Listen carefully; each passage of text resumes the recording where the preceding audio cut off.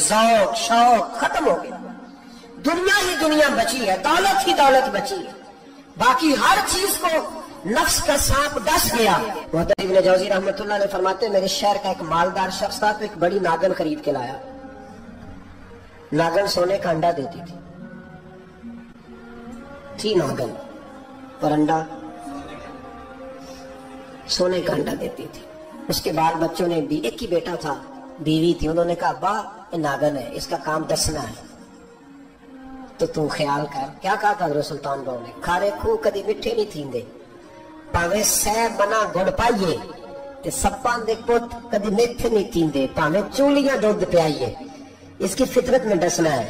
یہ ڈسے گی؟ بات ختم ہو گئی؟ کہا نہیں، سونے کا انڈا دیتی ہے۔ رکھ لیا گھر میں، بکری رکھی ہوئی تھی، پالتو بکری، بکری کو ناگن نے ڈس لیا، بکری تڑپ کے مر گئی۔ بیوی اور بیٹا کہنے لگے خیال کر، بکری کو ڈس لیا نا اس نے کہا بکری کتنے کی؟ کہا 6 دینار کی۔ سونے کا انڈا کتنے کا؟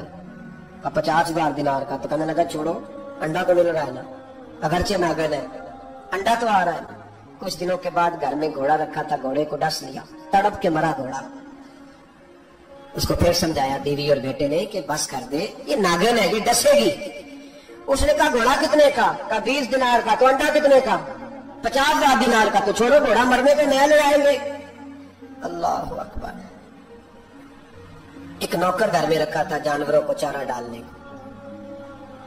اچانک اس نے چارہ جو اٹھایا تو اندر وہ ناگن بیٹھی تھی، اس نے ہاتھ پہ ڈسا، غریب نے چیخیں ماری، چیخیں، اور غریبوں کی چیخیں لوگوں کو سنائی نہیں نہ دیتی، غریبوں کی چیخیں لوگ دروازے بند کر لیتے ہیں۔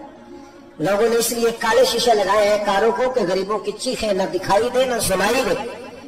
ناگن میں ڈسا، چیخنے لگا نوکر، لیکن غریب کا خون بھی سستا ہوتا ہے نا، اس کا سارا وجود زہر سے پھٹ گیا۔ لیکن مالک کو ترس نہ آیا، کہنے لگا نیا ملازم آ جائے گا۔ اب بیوی اور بیٹے نے پیروں میں بیٹھ کے سمجھایا کہ پاس کر دے، اس کو چھوڑ دے کہیں یا مار ڈال، یہ ناگن ہے۔ اس نے کہا پاگل ہو گئے ہو، کبھی سونے کا انڈا دیکھا ہے؟ سونے کا انڈا دیتی ہے۔ وقت گزرنے لگا، چند مہینے سکون کے گزرے، لوگ بات بھول گئے۔ ایک دن سویرے سویرے کمرے سے ماں کے رونے کی آواز آئی، اور جب اماں چیخی خاوند دوڑا تو کہنے لگی لے تیرے سونے کے انڈے بچ گئے، اور وہ دیکھ میرے بیٹے کو ڈس کے بستر سے اتر گئی ہے، وہ دیکھ میرا اکلوتا بیٹا۔ ابھی بیٹے کو اٹھا کے طبیب کے پاس لے جانے ہی لگے تھے، وہ اپنے گھر کے دروازے تک پہنچا تھا کہ جناب اسرائیل پہلے تشریف لے آئے۔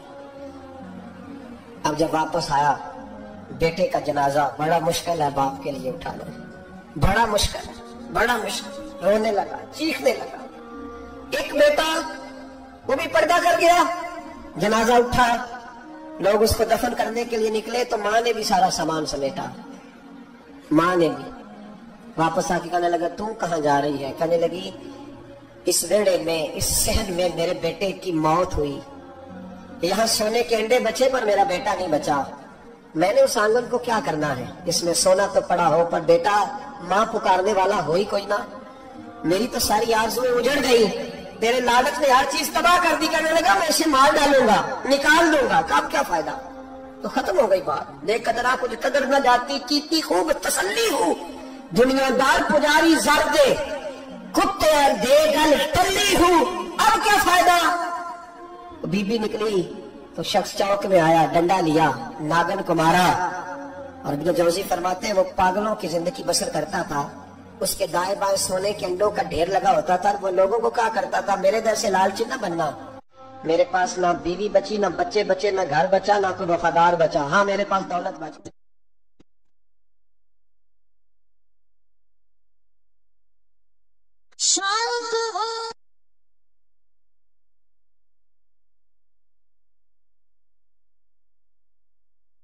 نبی پاک دا کرن جہاں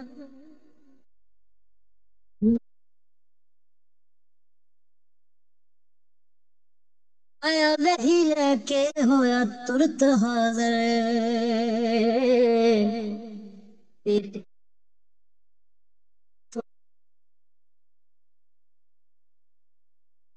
کسی نے جوتے چوری کر لیا،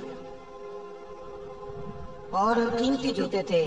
اب شاید آپ کو تو یہ بات ویسے ہی زیادہ تر شہر میں رہنے والے لوگ ہیں. ہم جو دیہاتی لوگ تھے نا, ہم سائی دے کے جوتا بنواتے تھے.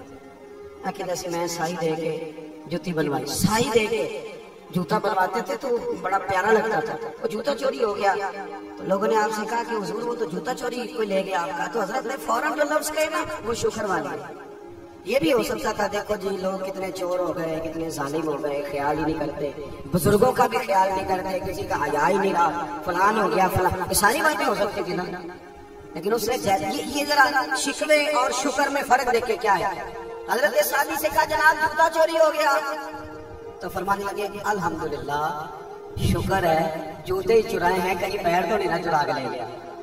پیر سلامت ہے تو جوتے اور بھی آئی جائیں گے. جوتے ہی گئے, پیر تو نہیں نہ گئے. تو شکر والی زندگی اپنائے, شکوے سے باہر آنا.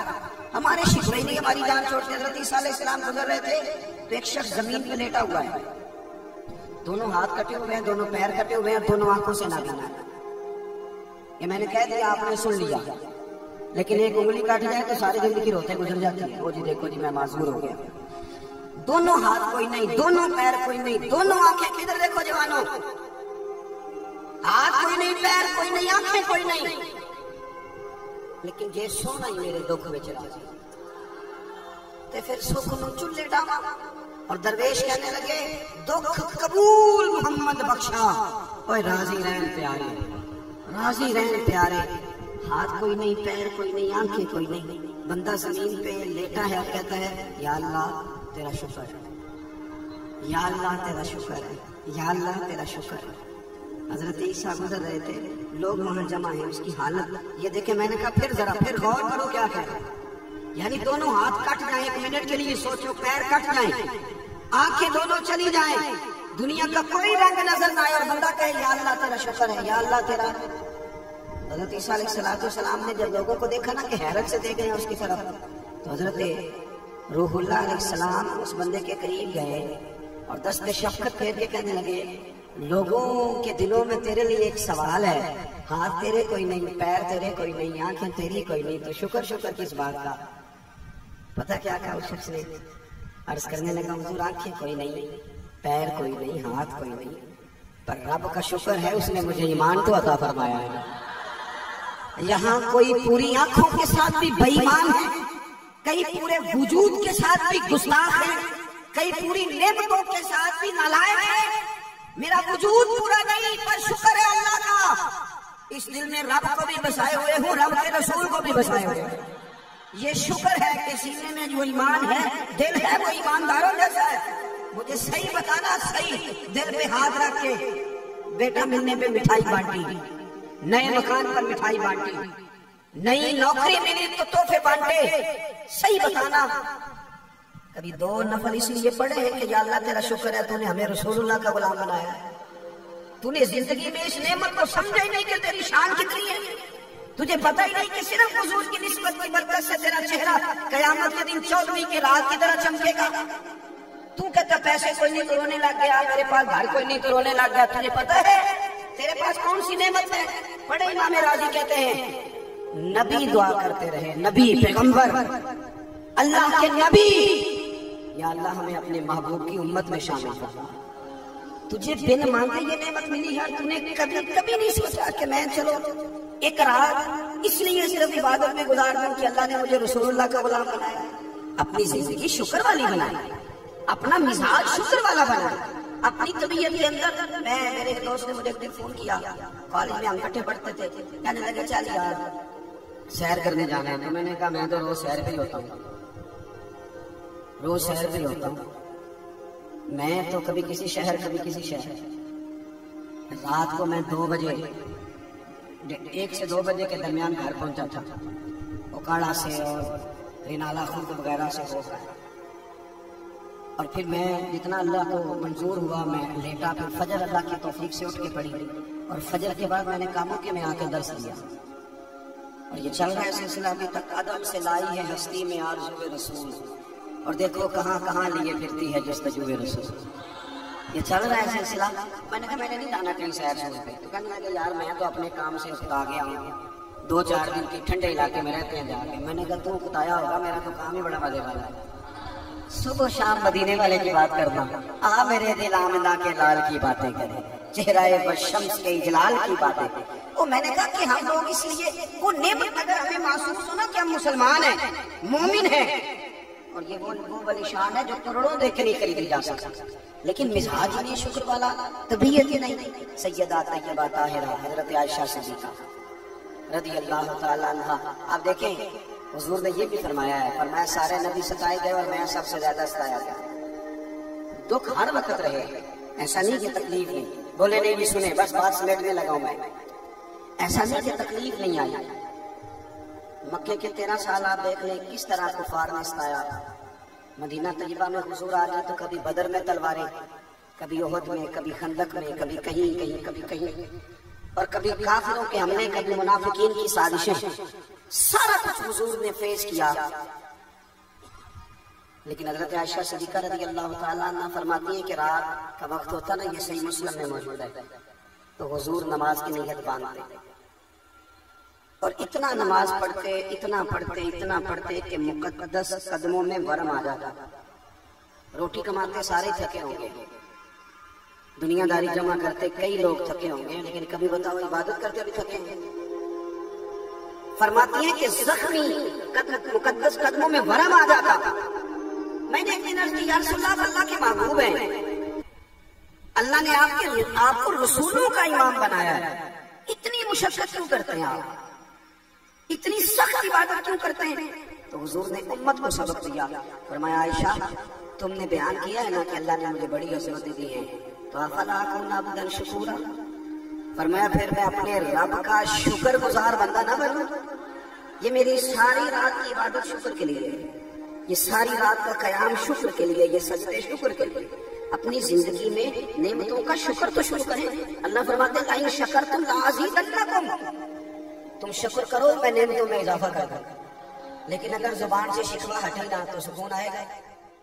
آخری بات سنیں، یہ شخص جب دنیا سے گیا ہے تو ڈٹ کے گیا ہے، یہ ڈٹ کے گیا ہے دنیا سے۔ حجاج بن یوسف رات کو سویا تو تڑپ کے اٹھا، کیا ہوا؟ گھر والے کہنے لگے کیا ہوا؟ کہنے لگے سعید بن جبیر خواب میں آیا اور کہتے ہیں اٹھ مجھے بتا تو نے مجھے کیوں قتل کیا، بتا کیوں مارا؟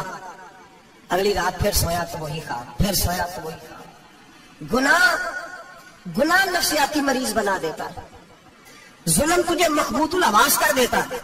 جب تو زیادتی کرتا ہے تو اللہ فرماتے ہیں کہ تو اللہ کو بھولتا ہے، اللہ تجھے اپنا آپ بھلا دیتا ہے، پھر تو بھول جاتا ہے، پھر تو سیدھے رستے پہ چلتا ہے پر بھٹک جاتا ہے، پھر تو صحیح رستوں کا تعین کر کے بھی گمراہ ہوتا ہے، پھر تو روز وہی گاڑی چلاتا ہے پر اب جب تو بریک لگاتا ہے تو نہیں لگتی۔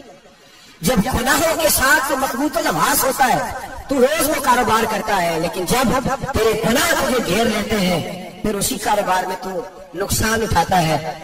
حجاج بن یوسف تڑپتا ہے، روتا ہے، یہاں تک کہ بیمار ہو گیا، پیٹ میں درد ہوتی ہے پتہ نہیں کیا ہوا، تکلیف ہوتی ہے پتہ نہیں، سارے حکیم طبیب ڈاکٹر کوئی نہ سمجھ سکا کہ بیماری کیا ہے۔